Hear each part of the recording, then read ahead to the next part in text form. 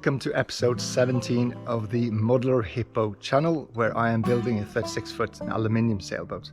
So in this episode I am going through the cost tracking for stage 19, which is the stanchion feet or stanchion bases, as well as the guardrail wire and the guardrail wire ends, and some special parts are made to be able to attach them to the stanchion. So we'll go through the cost tracking of that, and I'm also on the ongoing side adding the inspection hatches to the keel box housing. So let's take a look.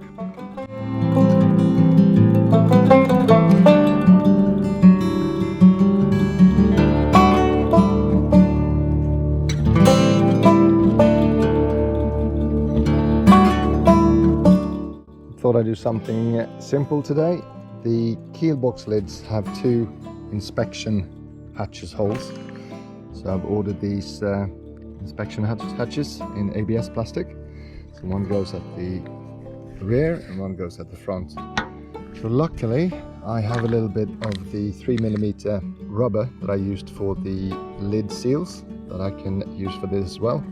So I'm just going to cut out a round seal for each of these two holes and mark these 6 holes, drill with a 4.5mm drill, and then have a plastic spacer going from the underside, and then a countersunk bolt going in from the top. And that should be enough. There's no kind of water pressure here, that's more of a splash proof solution. So I think although those little screws are only M3, I think that should be fine anyway. So I've just marked out the inner circle for both of them, and then I will probably just make sure I have enough lip here to cover the outside of the actual inspection hatch as well, and then I can cut those out and then make little holes, and then I think we should be able to mount these.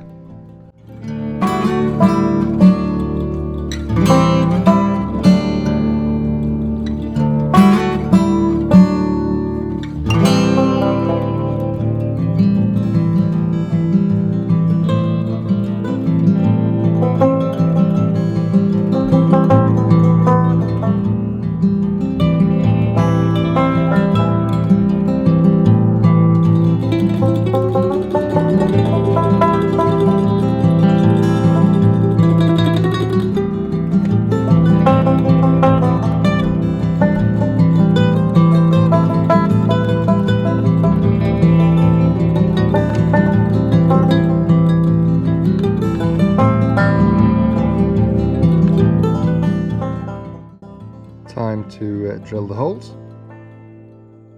The hole is slightly larger than the actual rim on this plastic thing, so I put an extra little piece of 1mm plastic going all the way around to make sure that the holes center up exactly in center, because I don't want it to shift either way and then it becomes out of line. As I most likely will come in with my hand like this, I want the lids to be aligned like that when they're fully closed. So I made a little dot at the end of the ridge here, so when I take the lid off now I can make sure that the under piece is aligned correctly when I mark out my holes.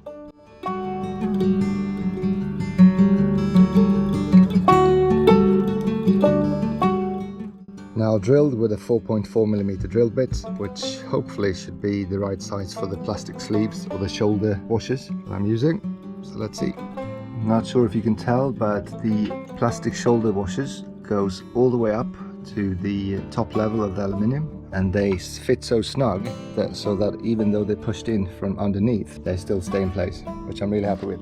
All the bolts line up, all the M3 little screws, which is great, and let's see how it looks with the lid on. So it's a flush lid, so you can't see the screws, which I like. And it also have its own little rubber O-ring, so the actual lid piece is watertight as well. So I'm happy with that, so I just need to do the next one. And number 2 drilled. And ta-da! Inspection hatch number 2. I won't tighten these nuts yet, because this is going to come off at some point when the lids are either anodized or painted, one of the two. Inspection hatches on, but not tightened, both the same direction. so they're going to be a bit more slim when they've been actually bolted down properly. But that's good. As you can see, it started to rain again. Surprise, surprise in the UK. So time to move inside and do something indoors instead.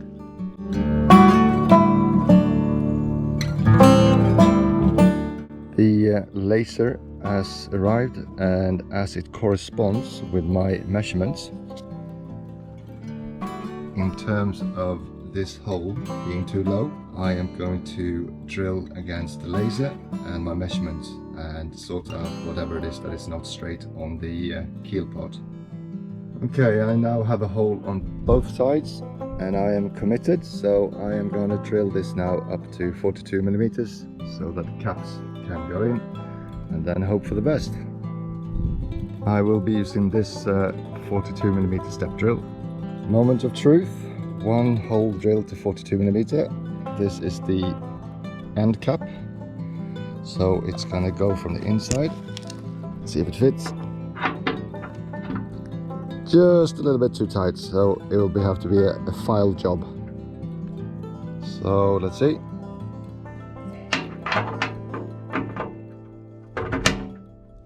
That's cap number one. So it just needs to be welded around here and also welded around here. It's probably a bit overkill to weld both sides, but I'll do it anyway. That is cap number one, and we now have a hole for cap number two, and hopefully they align.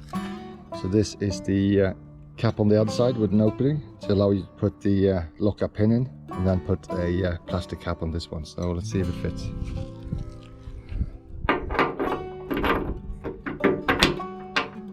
Yes.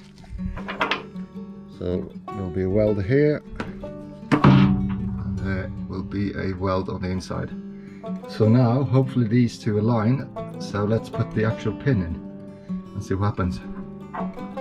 So the pin is purposely a smaller diameter, so there's a little bit of tolerance for misalignment. So let's see what happens. So it lines up, which is nice, and just need to weld this one. The cap on this side will then also have a little bit of a rubber seal, and also there will be a rubber seal in this side as well. And then what I want to do is find a way to maybe put a little bit of chain on the end of the cap, so that when it's not in use I can then store it here somewhere, clip it in, or because right now in the plans there's nothing for what to do with the pin when it's not in use. And I think it's probably good if it's attached close to the gearbox itself.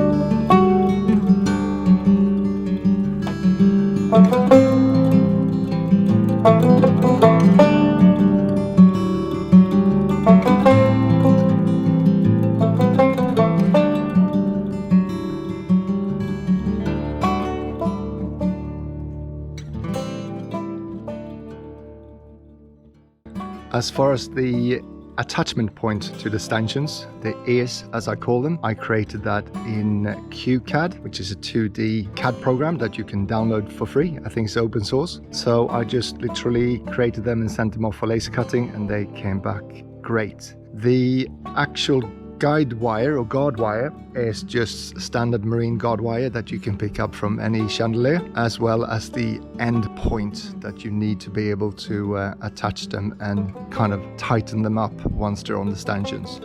So this is the final outcome of stage 19. So I got 26 of these, and I decided to have a rounded corner here, although it's not needed, just because it looks prettier.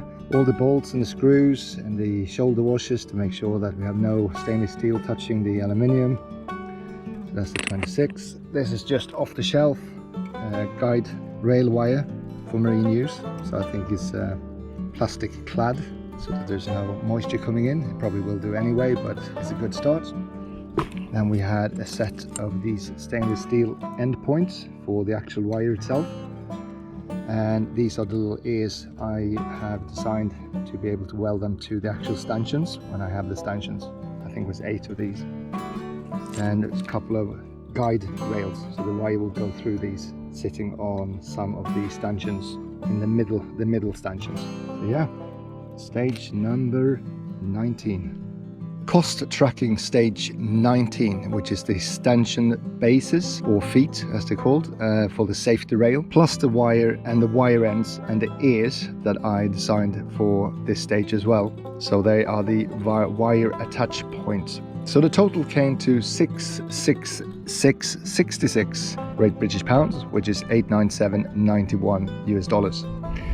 Of that cost, parts and material was 344.36 in Great British pounds, which is 463.81 in US dollars. The welding stood for £30, which is 40.41 US dollars. Laser cutting stood for 615 Great British pounds, which is 827 US dollars, and the lathing and the machining came to £150, which is 202.04 US dollars.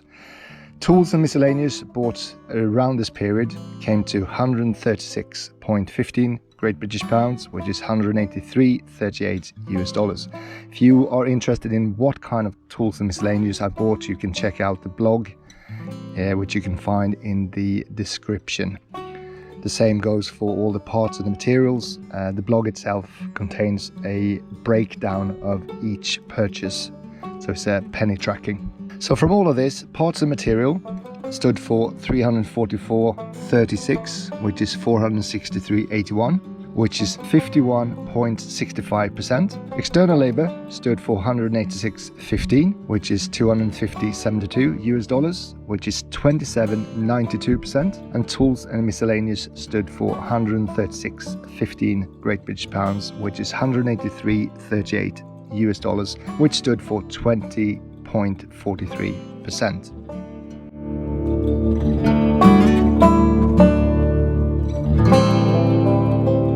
Conclusion, stage 1 to 19. I have now reached a total of 14,168.74 Great British pounds, which is roughly 17,693.58 US dollars. Of that spending, tools and material stand for 39.83%. The welding, the external help I received, is 14.15%. The laser cutting, which is also external, is 5.25%. And the lathing and the machining, which is also external help I received, is 21.89%.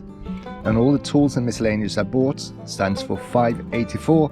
And the build plans 13.04. So these numbers will fluctuate as I go through different stages, because some of the stages have more material cost than build cost. So it will be interesting to see at the end of this project where the percentages end up against the way I am building the boat. As always, thank you for watching this episode 17. If you're new to the channel and you want to see more, there is a playlist for the electric motor I'm building, or the motor housing, as well as the electrical components I am intending to use for this whole setup. As always, I appreciate your comments, your thumbs ups and your likes and everything that pushes the channel forward. So I'll see you next time. Thank you.